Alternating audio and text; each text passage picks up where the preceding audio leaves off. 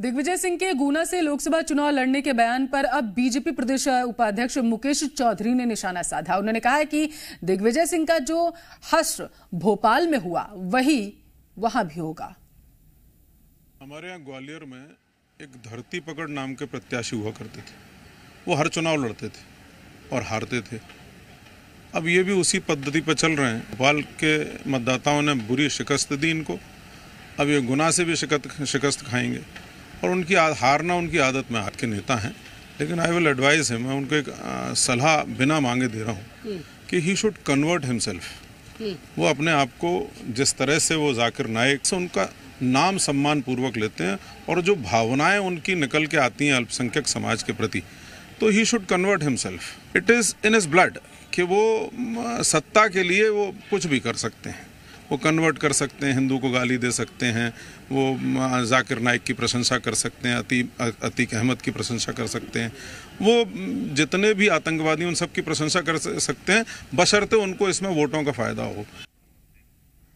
और इस मामले पर ज्यादा जानकारी के साथ जी मीडिया संवाददाता प्रमोद जुड़ चुके हैं हमारे साथ। प्रमोद, एमपी में इस साल विधानसभा चुनाव होने हैं, लेकिन कांग्रेस की नजरें लोकसभा चुनाव पर है। दिग्विजय सिंह के बयान के मायने क्या हैं? देखिए, इसे दिग्विजय सिंह की दिग्गज दहाड़ भी बताई जा रही है। ये किसी से छिपा नहीं है कि राघोगढ़ जो घराना है, यानी दिग्विजय सिंह और सिंधिया घराने का टशन आज से नहीं है, बरसों पुराना है। एक परिवार में रहे कांग्रेस पार्टी, लेकिन ये देखिए मनमुटाव मिट नहीं पाया।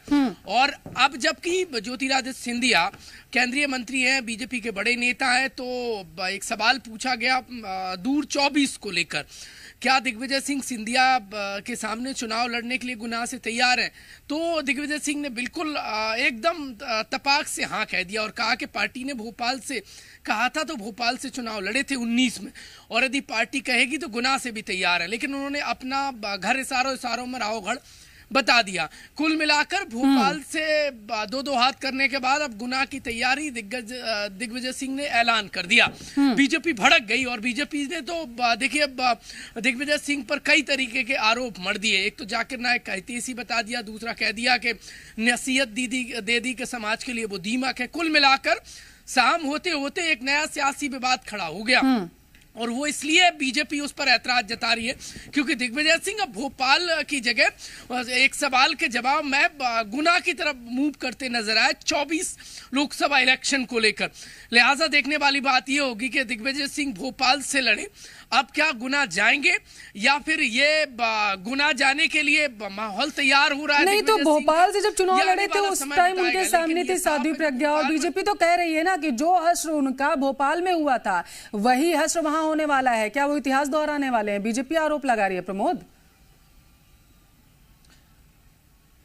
देखिए, इतिहास बनते ही टूटने के लिए है और गुना में पिछली बार क्या हुआ वो असर विदित है। लेकिन अब यदि दिग्विजय सिंह जाएंगे तो, और यदि ज्योतिरादित्य सिंधिया 24 में वहां से इलेक्शन लड़े, इस बार एक बहुत महत्वपूर्ण आपको अपडेट कर रहा हूं पल्लवी, जानकारी दे रहा हूं।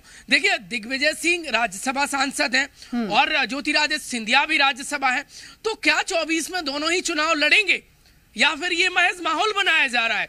ये बहुत सारे सवाल है। दिग्विजय सिंह यदि राज्यसभा है तो उन्हें इस बयान के जवाब से बचना चाहिए, लेकिन नहीं बचे और इस बयान से अब इस वक्त देखिए सरगर्मी बढ़ने लगी है। क्या ज्योतिरादित्य सिंधिया चुनाव लड़ेंगे? दूर की बात है, लेकिन बयानों का बवाल अभी से शुरू हो गया है और इस बयानों का दौर शुरू हो चुका है। प्रमोद, आपको रोकना चाहूंगी और इसी बीच बीजेपी से नेहा बग्गा जी हमारे साथ जुड़ चुकी है, वो क्या कहना चाहती है ये भी जान लेते हैं। नेहा बग्गा जी, स्वागत है आपका। नेहा बग्गा जी, ज्योतिरादित्य सिंधिया के सामने दहाड़ लगाने के लिए दिग्विजय सिंह तैयार हैं, बोले हैं कि आलकमान बोलेगा तो गुना से चुनाव लड़ूंगा। देखिए, मुझे लगता है कि दिग्विजय सिंह अपने बड़बोलेपन को जो पूर्व में कर चुके हैं उसको भूल गए हैं और जिस तरीके से उनकी पराजय हुई थी भोपाल के लोकसभा चुनाव में, वो उन्हें स्मरण करना चाहिए। उस समय भी इसी प्रकार का अति उत्साह उन्होंने दिखाया था, ओवर कॉन्फिडेंट वो हो गए थे और चुनाव लड़ने के लिए साध्वी प्रज्ञा ठाकुर जी के सामने आ गए थे। मध्य प्रदेश और भोपाल लोकसभा की जनता ने उन्हें मुंह तोड़ जवाब दिया था। दोबारा फिर से वही गलती दोहरा रहे हैं, इसीलिए थोड़ा सा संभलना चाहिए, वरना ऐसा ना हो कि कमलनाथ जी और इनकी रस्साकशी में कमलनाथ जी फिर से उन्हें सूली पर चढ़ा दें और पूरी तरीके से उनके राजनीतिक करियर पर पूर्ण विराम लगा दें। कांग्रेस से हमारे साथ संगीता शर्मा जी भी जुड़ चुकी है। संगीता जी, स्वागत है आपका। दिग्विजय सिंह ने ऐलान किया है कि अगर आलकमान बोलेगा तो मैं गुना से चुनाव लड़ूंगा ज्योतिरादित्य सिंधिया के सामने। क्या कहेंगी आप? बिल्कुल, माननीय दिग्विजय सिंह जी ने सही कहा है। यदि पार्टी तय करती है तो वो सिंधिया जी के सामने बिल्कुल खड़े हो सकते हैं, क्योंकि सिंधिया जी जो हैं इतने सालों बाद इस पार्टी को छोड़कर, पार्टी को धोखा देकर जिस तरीके से वो गए हैं, सारे कार्यकर्ताओं का दिल दुखाकर, और आज वहां जाने के बाद भी उन्हें वो सम्मान नहीं मिला जो कांग्रेस पार्टी में मिलता था। और अब जो हमारा लक्ष्य यही है कि मध्य प्रदेश में जितने भी जो भारतीय जनता पार्टी में गए हैं सिंधिया जी के साथ, हमारा तो लक्ष्य यही है कि उन सभी को हराना है। नहीं तो हार के तो भोपाल से दिग्विजय सिंह चले आए थे जब वो गए थे साध्वी प्रज्ञा के सामने चुनाव लड़ने के लिए। बीजेपी कह रही है कि जो हश्र भोपाल में हुआ था उसी को दिग्विजय दोहराने वाले हैं।